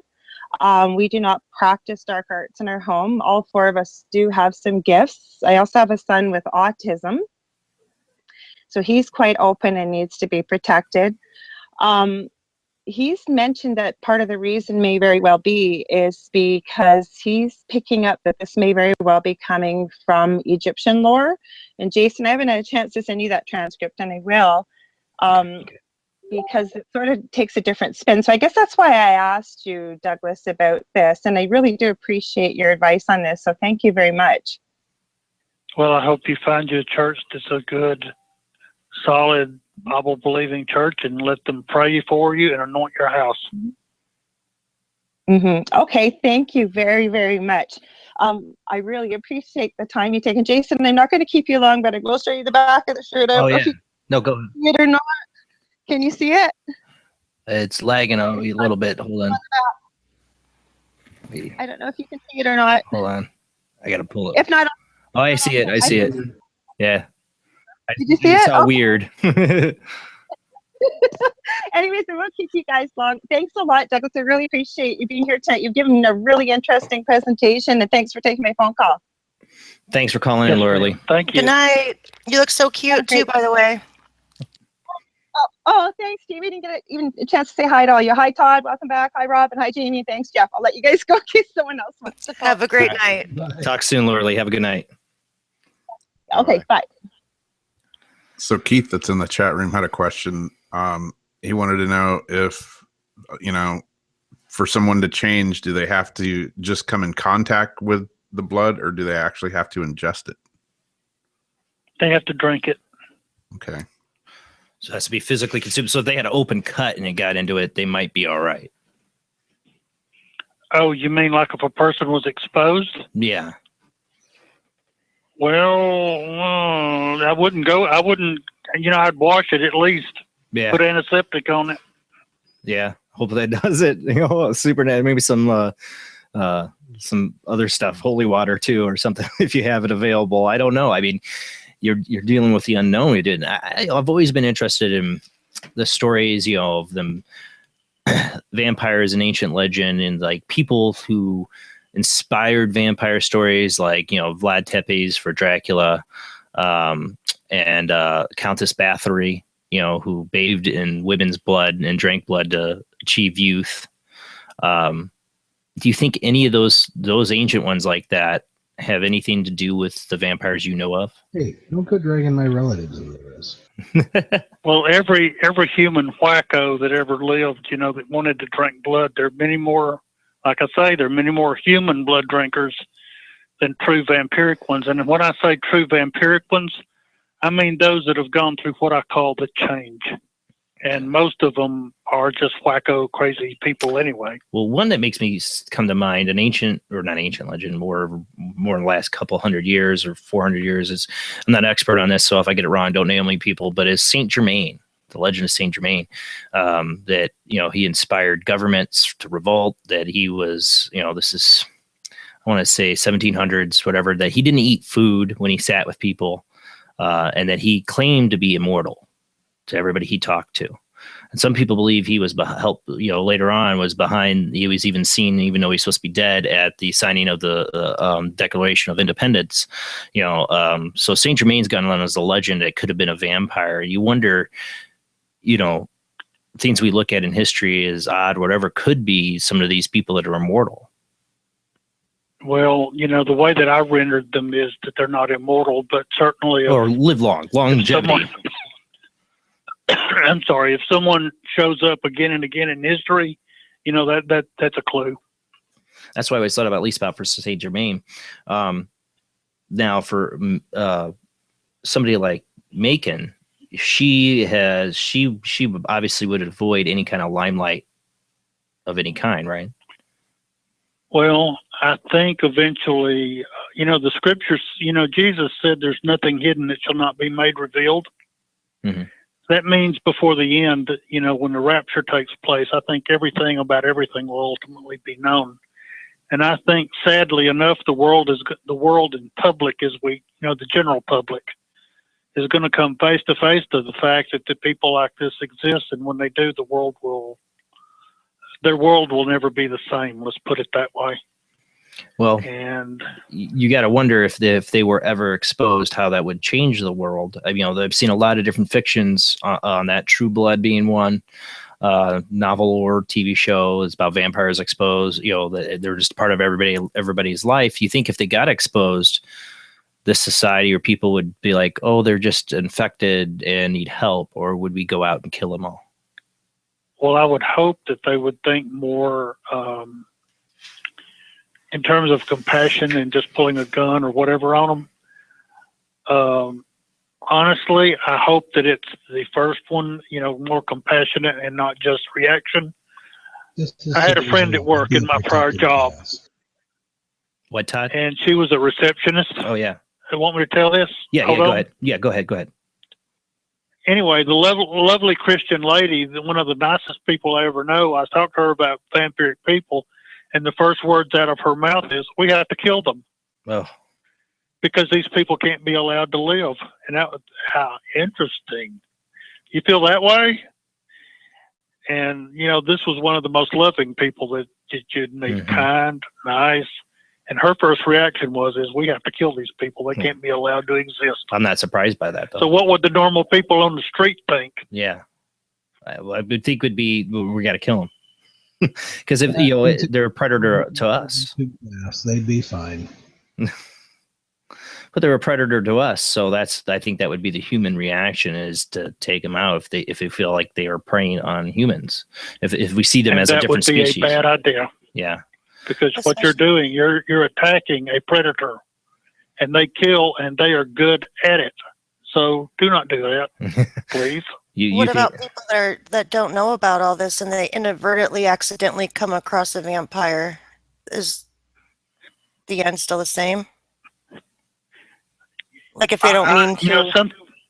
Sometimes I envision in my mind what would happen if Macon went to church with me, and I sort of would like to think that, how do you greet a vampiric person? You hold out your hand and you shake their hand and say, "My name is so and so. I'm so glad that you're here." Something like that. Okay. Now, are they? We haven't got to some of the other things that might. One of the main things is that are they strictly night people? Or are they able to walk in the sun? In Joel 2:2, it goes from clouds to gloominess to darkness to thick darkness. Mm-hmm. I think that's a continuum, and as you move along toward the thick darkness point, those would be the ones that would tend to be, either underground or at night only. Macon can go out in the daytime, but she has to use a sunscreen for that. So they are affected. A very high. Yeah. Radiant, at least in Macon's case, and now Thomas's, when he changed with that sensitivity to sunlight. In the next story, Stefan or Michelle, not quite so much. Is it just as they get older, as they get older, they become more susceptible to the sun burning them or hurting them? I think it's really the path that they're on. But yeah, certainly as they get older, that I didn't think that could be a possibility, but it might be. Well, you said there's ones that are underground, right? There's ones living This underground. was a person that Macon meets a person midway through the storyline. He's called the Other in quotes, and he would be what I would consider that most people would think really occultic, meaning a more substantial demonic manifestation in him. Mm-hmm. And after all, he was in the underground tunnels and like a military thing underground. And that's where she met him. And like I say, I'm trying to describe these four aspects of gloominess, clouds, Mm-hmm. darkness, and thick darkness. And largely with the storyline, I'm reiterating Joel 2:2. We do have another caller on the line. We got, I think this is probably Mitch on the line. I was trying to call in. Is that you, Mitch? Yeah, how are you, Jace? Hi, how you doing? Yeah, good, thanks, mate. Yourself? Doing really good. You got a question for our guest tonight? I do. In what form is vampirism taken to? Yes, drawing blood from someone else, but does that relate to animals as well? We kind of talked about it before. Are you help me understand this question? Was it On. The answer to the question is yes. Like- They can exist on animal blood. Yeah, for a little while. That's what we had a question before. Yeah. Yeah, sorry, I missed that. There's maybe Breaking up. Australia. You broke up there. We missed what you were saying. I'm all the way in Australia. Yeah. My question is, why don't Australians ever wear shirts? Animal hearts make me vampiric, however you want to say it. We missed your question, I'm though. sorry, help me understand Yeah. what? We missed your question, Mitch. You were breaking up. Yes, think it's- guys. Me eating animal organs make me vampiric, however you want to say it, or is it more so a living thing and taking blood from a living thing? That's what I'm trying to understand. They drink blood from the living because once you die, your blood begins breaking down. Becomes toxic. It's blood from a living donor. and Now, should in be the human. first story, Macon kills a person on page 3. She forces a predator on the street to come after her, and she hits him in the back of the head, which largely, freezes his lungs and all of that. But his heart's beating for a few more minutes, and she cuts his throat. She's getting blood from this man, although he's dying. But if he was dead any length of time, she couldn't drink blood from him. Okay, understood. And they don't really eat, or if I thought I heard you say they eat, whether eating organs is part of it, no, that's cannibalism. It's just the They blood. just drink the blood. That's understood because I like I eat a lot of animal hearts, livers, etc. But what you were saying, I was just trying to understand the logic in it. That's all. Okay. Do you had another question, Mitch, or was that it? Nah, that's about it. That's just what I was trying to understand, Jason. That's all. That was a good differentiation. We want to know, is it just blood, or do they go for the heart? Or do they go for the organs? But it's just blood. Yeah. Well, thank you for calling in, Mitch. Yeah, thanks for calling. Australia, awesome. Yeah, all the way from Australia. I love it. Me too. That is so cool. One thing I want to ask you too is if you do a show on like dreams or demonic things, give me a call. Oh, yeah. Because I had a dream the other night that was quite real, and I ended up in the Mansfield Reformatory. And yeah, no, that was pretty full on. So, Well, tell me about it. Find me on Facebook, Mitch, and hit me up on Messenger. Yeah, I will. I will, because it was quite surreal. It was like I was actually there, got scratched by a demonic force, and I've never been to the United States before whatsoever. So I found it interesting. April 2nd is going to be our open line show. Good time to call in and tell your story then. Definitely. Yeah, no worries, mate. Anytime. Awesome. Thank you for calling, Mitch. You have a great be daytime for you. Guys, Yep, for Bye. him it'd be April 3rd, though, because he's calling from the future. Yeah. But thanks, Mitch. You have a good night or day. Be daytime. We talked before that they have to drink human blood. Ultimately, they can't just live off of animal blood, but are they able to like sustain themselves for a little while drinking animal blood so they don't have to find a human? Is that they kind of go back and forth and use it that way just to hold it off? They can drink animal blood for a while. In the right story, Janine is Nolan, the guy that was controlling her life. He had goats at his ranch, and the goats were there when Janine could not get blood any other way. So yes, she could survive on animal blood for a little while. You think, obviously one of the reasons that if they've made it so long living wise, they've learned to cover their tracks, and they probably learned killing people is one good sure way of getting the law enforcement looking at what their activities. So is it more common than not that they don't kill people? Well, like I say, the true vampiric ones would certainly want to sustain their food source. Mm-hmm. And it might seem gross to people out to think of themselves as a food source, but, Macon herself has a kind of like a gentleness to her. She's not mean. She's not, I would almost describe her as kind and gentle. And, you trust her, you like her. She's very charismatic and outgoing, and she adapts well. You would think she'd have to live 318 years.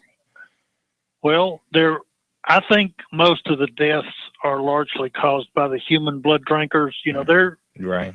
They're either satanic or demonic or weird in the head or strange or just want to hurt people. Anyway, so like I say, I make the point again and again, there are many, many more human blood drinkers than true vampiric ones. But the ones that are on my heart are the true vampiric ones because they are literally stuck. What's for the newborn vampire that gets infected with this blood? What's it like? I mean, what's the first things they start? Do they automatically know they're different and changed, or is it like a little gradual process? Like, oh, I somebody cuts themselves and they're like, oh, I want a drink of that. Is it just instantaneous? In Thomas's case, he started having weird dreams immediately.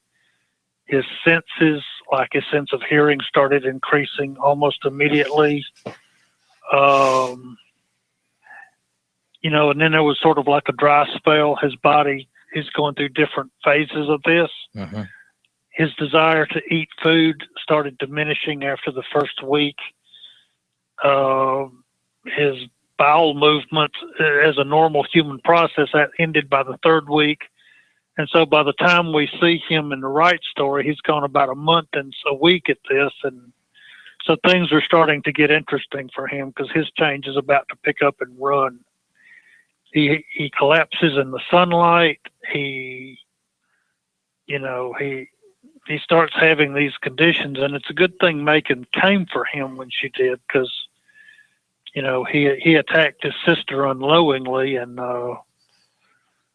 it was starting to get really worse for him, and she was able to intercept him and help him and find, when they left his home, that she was able to find blood donors for both of them, so he would survive his change.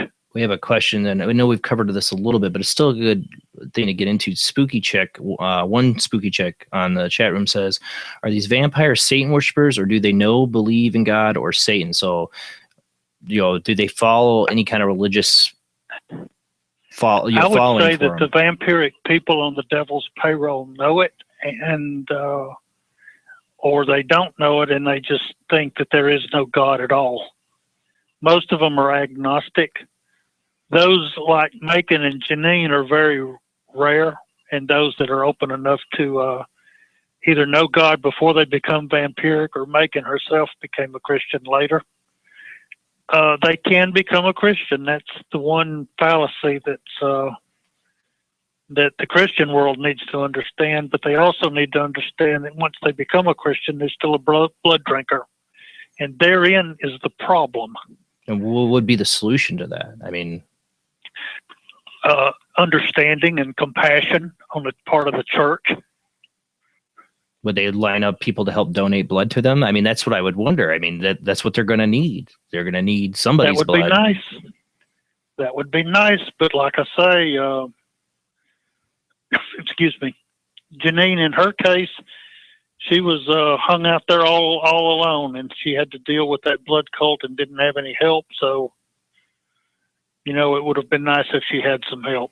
But there is no possibility of a cure. No. That nothing medical can be done for them. And honestly, in terms of how extensive their change is, I advise churches not to pray for their healing. Do not go there, please. Why? What would that do? You're setting yourself up for them to, you know, the way that I see it, or when a religious person does something and it fails, it usually boils down somewhere down the line that it's your fault. And you're dealing with a population that's isolated from humanity anyway. And when you throw that into the mix and now it's their fault and they're not getting healed because it's their fault, you're introducing something that they don't need and you don't need either. Mm-hmm. I don't have a peace about it. I don't have, you know, I'm asking churches, don't go there. Now, on my website, if you are a church or a ministry and you want to know more how to deal with people like this, I have a download where I wrote a guidelines to churches and ministries in terms of what to do or not to do with a vampiric person. Go ahead. I don't know if I have that link yet in the description of the show, and this gets thrown out in podcast version where people just hear it. What's the website? Okay, it's a secured website, so it's HTTPS, and then it's silently-publishing.com. Okay. And people, to hear that, play it back if you're listening to this later, and you'll get that website. And we should have it in the description of the show, at least for the YouTube version of it. It doesn't happen on the podcast version, sadly. So that's why I wanted to just say it. All right. And so, so a ministry could click on this and you kind of give them a step guide to how to deal with it. What they need to know about a vampiric person, how to deal with them safely. What would be some of the things that you'd have to do to deal with a vampire safely? Be nice, be respectful. Don't think you know it all. Don't come at them in a condemning way. They're a blood drinker and they know it, and you know it, and you know that drinking blood is a sin, but they have to do what they have to do to survive, and they will do what they have to do to survive. And if you threaten them or pull a weapon on them, it's not a good thing. They'll probably kill you, wouldn't they? I mean, is that or they just could put you down without killing you? Hopefully, more Depends than on the likely vampire. they will kill you. Yeah. Do you think there's people out there actively hunting these vampires? I would hesitate to comment on that because I don't want to incite people to do that. Well, I'm thinking incite, but you wonder if there are people out there that they know they exist and they're hunters. That's what they do. I mean, if there's somebody, the fictional lines go like this a lot. If a vampire killed somebody and their family member was a witness to it and now knows they exist, they might want a little vendetta. They are people like this, yes. But of That's course, trying we to don't kill 'em. recommend it. No, I'm not saying go out and kill vampires at all. I don't think you would be very successful. either. At your own risk, you know. And but they're people to you. I mean, to you, they're just like anybody else. Just have a condition. Yes. Just like somebody who has AIDS or has cancer or whatever. They they just need help. You think there's many vampires out there that are wanting that help? All of them are lonely.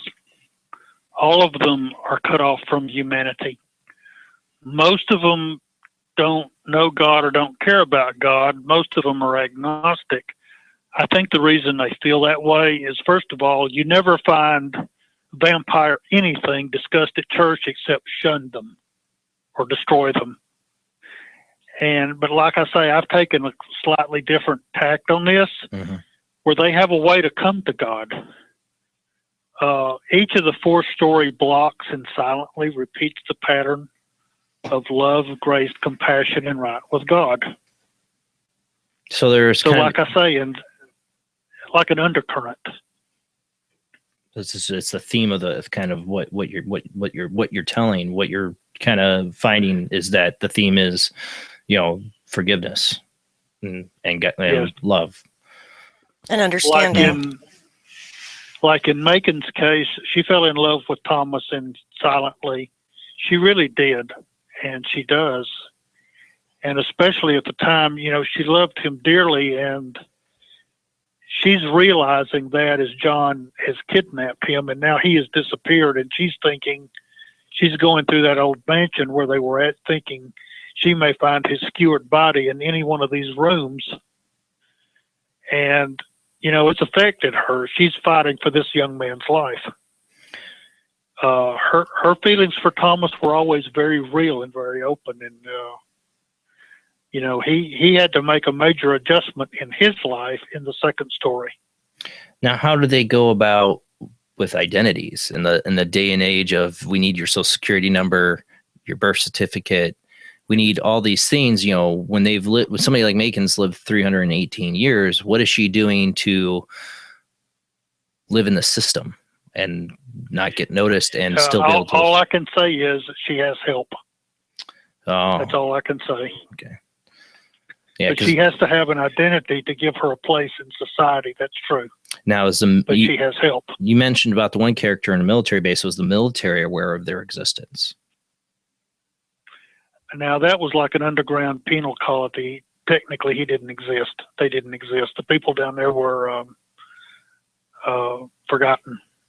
Not really forgotten. They were part of the country they were in. But like I say, technically they didn't exist.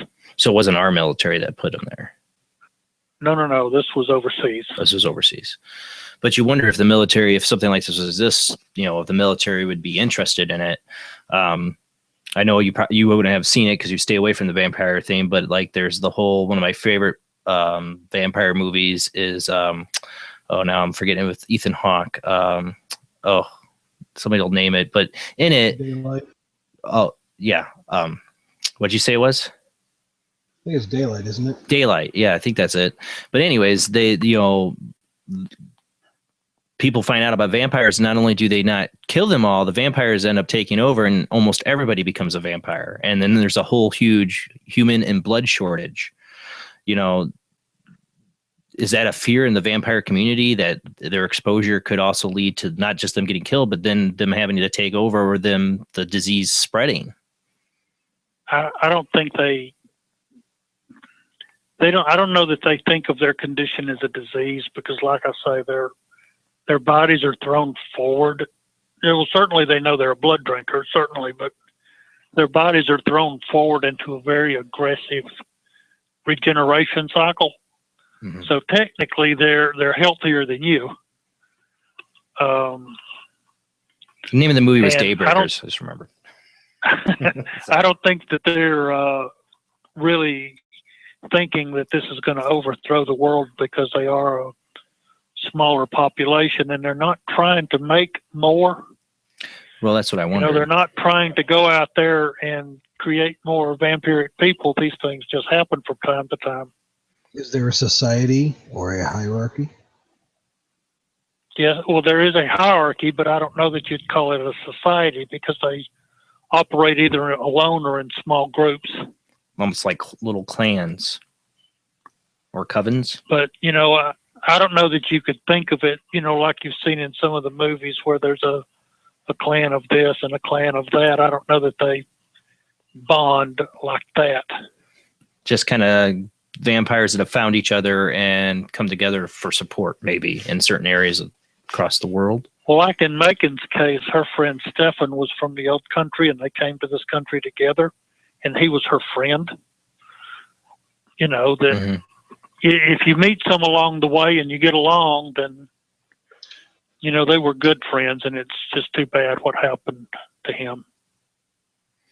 Yeah, well, I think the good movie reference for people to see is What We Do in the Shadows or What We Do in the Dark. It's an indie movie, and it's about three flatmates that are all vampires, and it's a black comedy, but it makes you wonder, if these people are that they would, you say they're pretty lonely, but that they would find each other for companionship. They have a human roommate. Mm-hmm. It's very interesting, but like I say, I'm avoiding feeding myself on what other people's thoughts are until I finish my story. Oh, yeah, I totally get that. Interesting thought. But Macon is obviously the made this long. She's had maybe she's lonely, but she's had relationships with people and other vampires for in those 318 years. She's had to have lived with certain people at certain times, or did she just stay alone the whole time? No, she has friends when she can find them. There are times when I describe Macon as locked in stillness, and it's very eerie. It's like she's standing on a pier looking over the water, and she's just absolutely still. That's very eerie to see and to think of her that way. But she's thinking, and it's not like she's unconscious or anything, but she's thinking and aware of things and so forth. But yeah, she does try to find friends where she can. Honorable ones, anyway. Honorable ones? Well, those that aren't going to try to betray her or kill her. Right. Well, you would think, yeah. That wouldn't be easy to do, I would think. Now, does Macon have any abilities, like, besides strength and resilience? Does she have a telepathic ability at all? Oh, I don't know that you would call it telepathic. She is very aware of her surroundings. Hypersensory. And I guess in a way you could say that was, maybe aware of, she's aware of things to describe this. She is feral, and she is aware of things like any feral being would be, like vibrations or things. So it would almost seem that she's, I don't know what the word is when you're aware of something before it happens, but she is precognition. Well, you would almost think that. Yeah. As I continue to write the storyline, I'll understand that better. And like I say, I don't want to just make a generalization that isn't true, and I'll have to pray about it to get it. But from what I've seen, she is very much aware of her surroundings, and she is a very, when she was fighting John was stronger than her, but she is a very cunning fighter, and she doesn't just rely on her strength. And now she's been changed too physically, where she can't have children, right, either? She cannot have children, and they cannot have children. And it's, I clarify that to say that there are exceptions, and we find some of those in the storyline, but generally speaking, for women, they stop bleeding, the flow of blood that they have monthly. Menopause. That ends. Yes. Is males become sterile after several years, so they can't have children. But there's a period of time where they could, right after the first initial change. Well, here was the little problem. Thomas was only vampiric for 5 years, and he was intimate with another woman, and he got her pregnant. So apparently he wasn't quite sterile enough. So there's a period of time before they go totally sterile. So there could be children out there that have a little bit of this vampirism in them from that conception. I assume the children are normal, because I don't know how you would transmit in this case, the young woman that was pregnant was killed anyway. So I have no idea if the child would have been somehow different. But like I say, if a child, let's say younger than 13 or younger than puberty, is exposed to vampiric blood, they die. So I assume that if a child is infected with some of these properties through conception, that the child probably will not survive the pregnancy, will probably be stillborn. Well, I can't. If vampiric qualities are in there too. What was your question, Todd? I was just saying we're in our last moments here, so if he wanted to get some plugs in. Yeah, that's what I was just going to get to. So, we're just at the midnight hour. Man, that went by fast. Can you, we got the website linked actually in the chat room for your website, but any other information you want to share with people where they can find your, your books are on Amazon, correct? Yes, sir. There's another Douglas Robinson who writes, but if you search for the Silently series storyline, generally you should be able to find me.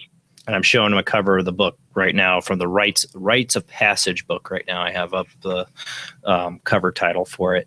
And you can look it up under Douglas Robinson, and I have the links in the description. If I don't have all the links there, I'll get more of the links in the description and on the Facebook post too as well for people to find the books.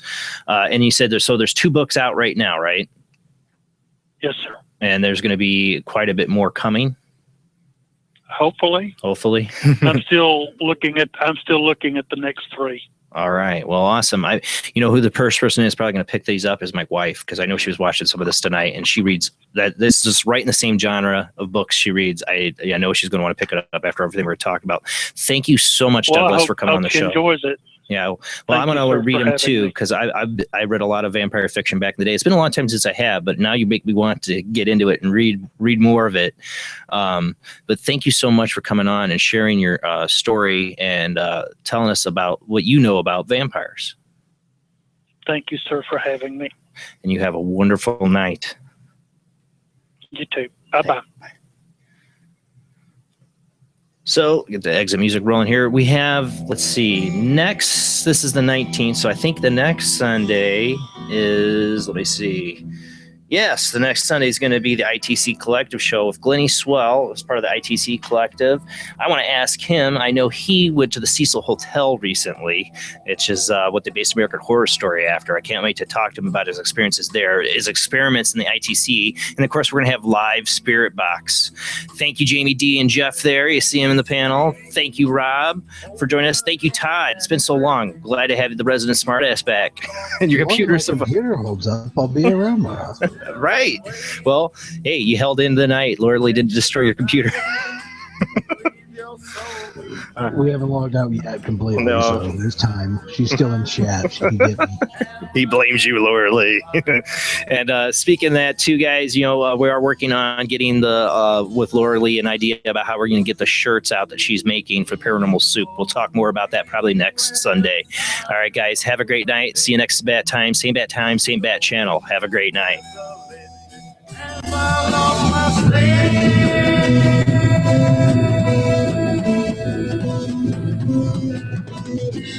I have just one request. I'd like to get the rest.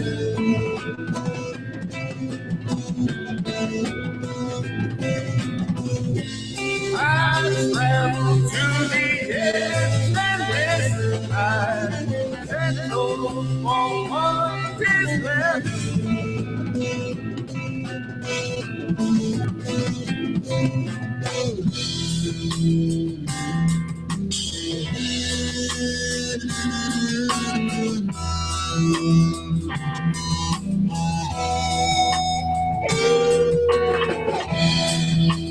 Just when times are still, my path so long their will.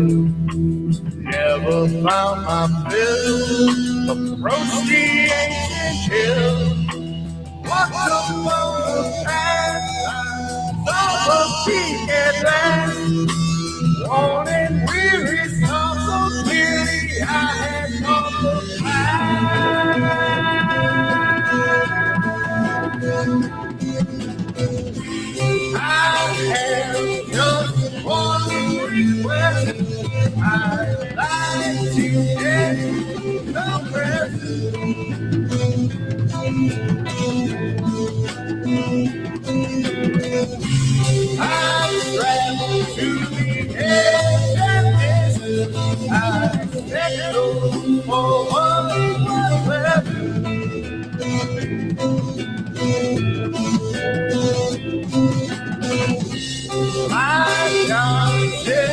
Mystic man, whose face in time and land.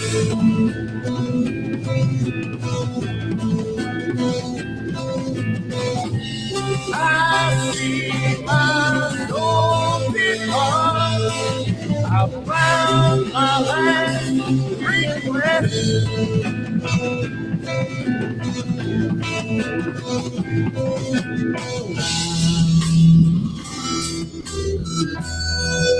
So do you think vampires are real? I don't know. I've always had this nagging suspicion that they are amongst us, and maybe it's my childhood love of Bram Stoker's Dracula as a favorite novel. Interview with the Vampire was another really big novel in my life. I really loved a lot when I was pretty young. So I've always had an interest in vampires, and actually my shadow person experience had a little bit to do with vampires. I've never totally talked about that had a little bit to do with me and a friend's passion for the Interview with the Vampire series of novels. Like the shadow person played on that. Maybe they're related to vampires. I don't know, but it interests me. And anybody have any stories about vampires in Iraq or Afghanistan or any of that, send them my way. We're really interested in that. All right, next week, Paranormal Soup, ITC Collective Night. I can't wait with Glennie Swell and, of course, the Paranormal Soup team. We're going to do some live spirit boxing, and coming soon, we'll be streaming to Facebook. It might be April 2nd. I might be later. I'm working on getting a new setup. We'll see, but we'll be doing some shows, Facebook Live, coming here in the near future. Thanks, guys, for watching. I'll see you next week.